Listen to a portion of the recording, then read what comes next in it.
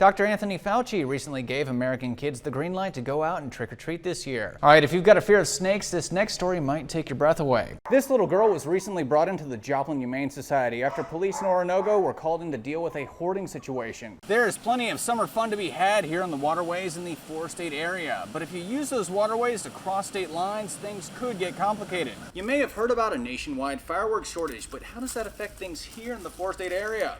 A representative for Jake's Fireworks breaks it down. Welcome back to your News at 9. After being canceled by the coronavirus last year, Comic-Con is back in the Big Apple. For more information on this alleged criminal conspiracy involving 45 restaurants in multiple states, head over to KOAMNewsNow.com.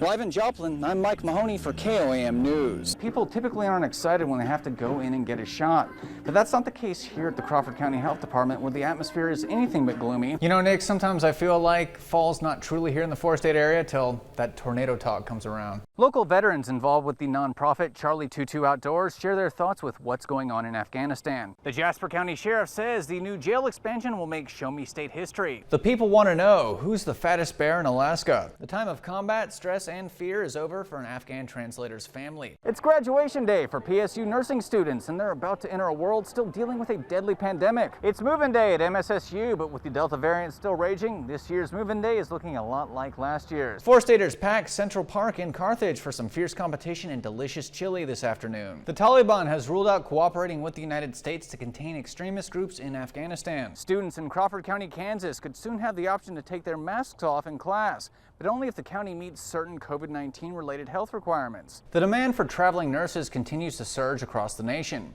In Arizona, some hospitals are doubling pay and benefits to attract them. It is now time to honor one of our many four-state heroes, and tonight we pay tribute to Eldon Harshaw of Oswego, Kansas. Hey, well, thanks so much for wrapping up your weekend with us. We'll see you next week for more KOAM News at 9 on Fox 14. Have a great night. Stay safe out there.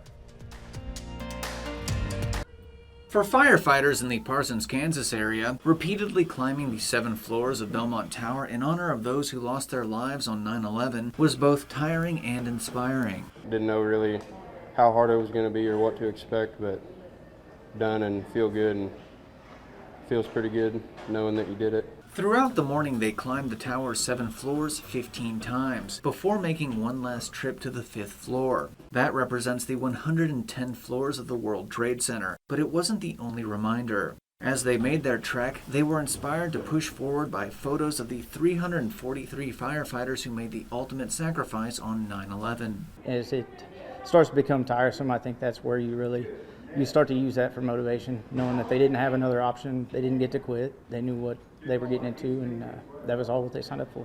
As each firefighter completed the climb, they participated in the ringing of the fire bell, and then read aloud some of the names of the fallen first responders of September 11th, demonstrating that while those New York heroes may not be with us, they are not forgotten. I would ask that on this day that everybody remembers what it truly meant and never forget. In Parsons, Kansas, Mike Mahoney, KOAM News. Thursday's heavy rains brought flood warnings and even flooded parks to Joplin. Former Joplin Mayor Melody Colbert-Keene couldn't help but pull over and take a look at the Landreth Park Dover Hill area, which was temporarily turned into a lake. All my years of living here, I don't believe I've seen it flood like this before. I've seen the rain, I've seen it flood in places, but I don't recall it being this bad, and I've lived here all my life. Flooded parks and flooded driveways typically mean flooded roadways, and today was no exception. Jasper County Emergency Manager Keith Stammer says the Joplin Fire Department had already responded to around 25 vehicle water rescue calls by 3 p.m. Right now, we've not had any riverine flooding. It's all been aerial flooding, which has been okay with us.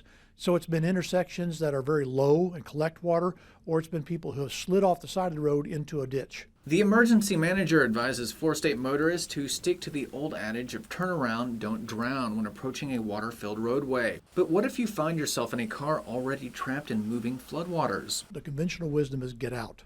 I agree with that, because particularly you need to understand that that particular vehicle is going to the bottom, which is not where you want to be. Stammer also says motorists need to be alert to changes in the timing of traffic during their typical commutes during this round of severe weather. In Joplin, Mike Mahoney, KOAM News. 18 dogs are now in the care of the Joplin Humane Society after the Oronogo Police and Jasper County Sheriff's Office responded to a hoarding situation in Oronogo. Roaming packs of dogs were intimidating neighbors, including Oronogo resident Patty Egan, who lives near the home that was previously packed with pups. I have an attendant who's also a friend who she hasn't been able to walk my dog, and we can't really safely take my dog out of this yard because they will all attack her at the same time. The owners of the dogs agreed to give up all but 4 of them to law enforcement, following reports that some of them had bitten neighbors and even an Oronogo officer. We won't allow the situation where they're constantly roaming the neighborhoods, and the ones that we deemed to be vicious that were going after people are the dogs that we did take. We did make sure that those were ones that they handed over to us. The 18 dogs consist of 8 adults and 10 puppies, and the Joplin Humane Society is determined to find each one a forever home, even the biters.